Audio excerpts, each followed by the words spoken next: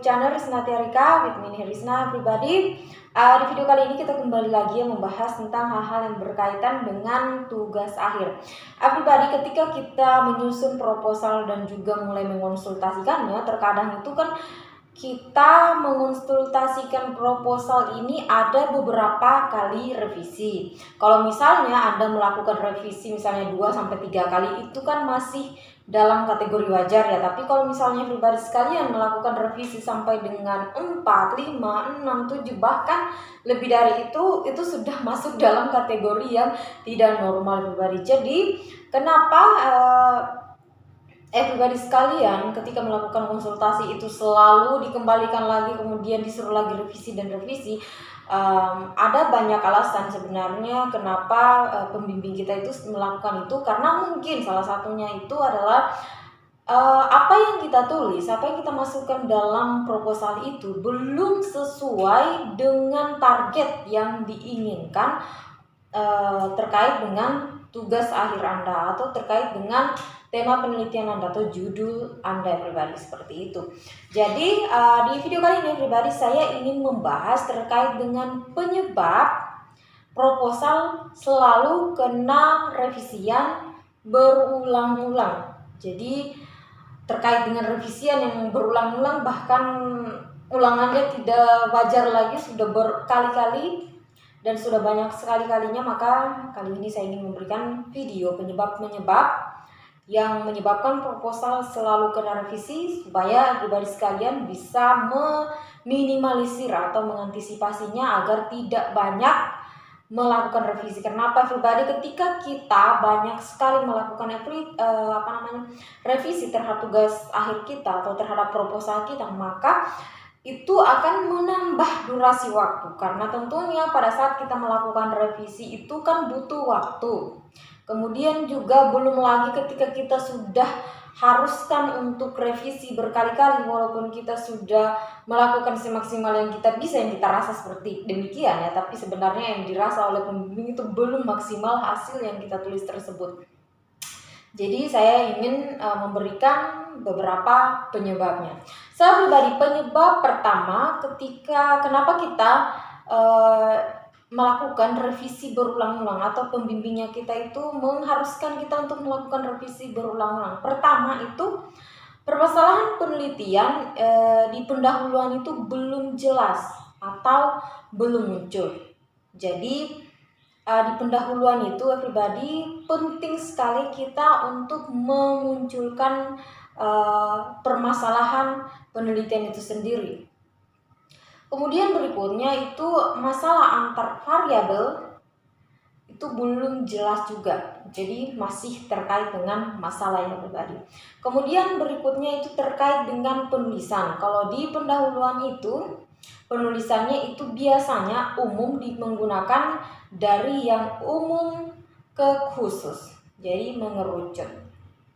Yang dimana di pendahuluan itu diakhiri dengan tujuan kenapa kita melakukan penelitian itu, dan juga di pendahuluan tentunya kenapa kita tertarik mengambil tujuan itu, penelitian itu, kemudian masalahnya apa yang di lapangan, seperti itu. Jadi harus benar-benar didalami pembahasannya terkait dengan alasan kita mengambil tema penelitian itu letaknya di latar belakang pribadi.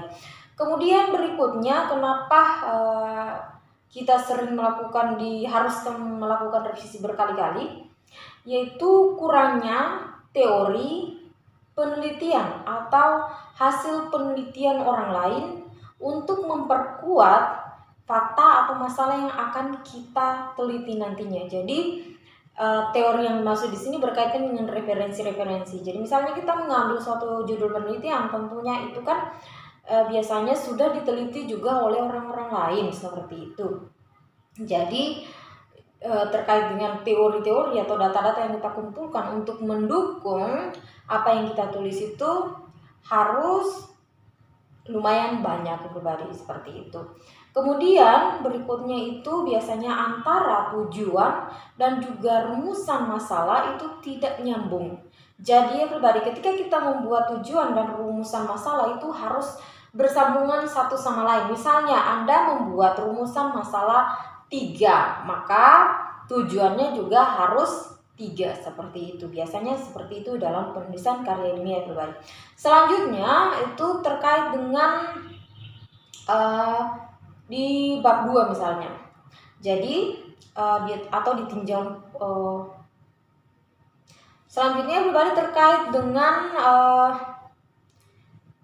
bab 2 atau biasa kita kenal dengan tinjauan pustaka ya. Dimana di tinjauan pustaka itu kan terdiri atas beberapa poin-poin yang kita bahas berkaitan dengan judul penelitian kita itu. Jadi kenapa kadang kita harus banyak melakukan revisi di bab 2 misalnya, itu karena yang pertama alasannya adalah teori yang kita ambil atau kita citasi itu tidak relevan dengan judul skripsi atau penelitian yang kita ambil. Kemudian berikutnya, tahun terbit dari citasi yang kita ambil itu sudah terlalu lama. Jadi biasanya kampus itu menerapkan tahun citasi untuk kita mengambil teori-teorinya itu minimal 5 tahun ke belakang ya. Tapi biasanya juga di beberapa kampus yang menerapkan aturan itu 10 tahun seperti itu. Lebih dari itu biasanya mereka tidak mau terima.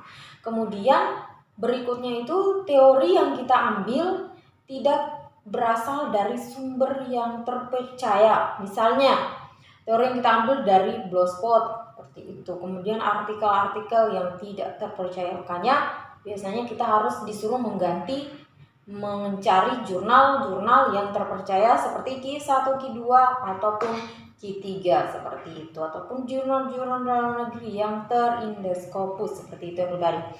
Kemudian berikutnya kita masuk di metode. Biasanya juga di metode itu paling banyak kita disuruh melakukan revisi. Tapi biasanya untuk revisian di metode ini pribadi kita diarahkan oleh pembimbing, karena memang kalau misalnya Anda baru menyusun tugas seperti proposal itu tentunya Anda tidak paham total tentang metode, makanya metode ini terkadang banyak diarahkan oleh pembimbing. Penyebab kita sering melakukan revisi di bab 3 atau metodologi ini, yang pertama itu biasanya analis data yang kita gunakan dinilai tidak bisa menyelesaikan permasalahan atau tujuan yang ingin kita capai. Jadi biasanya disuruh mencari lagi metode-metode terkait lainnya dari jurnal, ataupun dari buku, ataupun dari penelitian-penelitian yang terpercaya supaya bisa menyempurnakan terkait dengan analisis data Anda tersebut, di mana analisis data ini bisa berkorelasi dengan tujuan dan juga rumusan masalah yang Anda buat di pendahuluan, atau bisa menjawab tujuan dan rumusan masalah yang Anda buat di pendahuluan. Kemudian berikutnya everybody, yaitu variabel dan indikator tidak sesuai dengan fenomena yang terjadi dan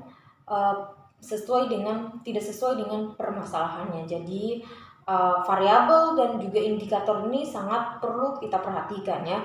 Kemudian berikutnya alat dan bahan pengujiannya itu belum ada atau tidak pernah digunakan oleh peneliti-peneliti sebelumnya atau diujikan oleh orang lain seperti itu. Jadi misalnya Anda menggunakan alat baru misalnya, sementara Anda tidak tahu cara penggunaannya seperti apa.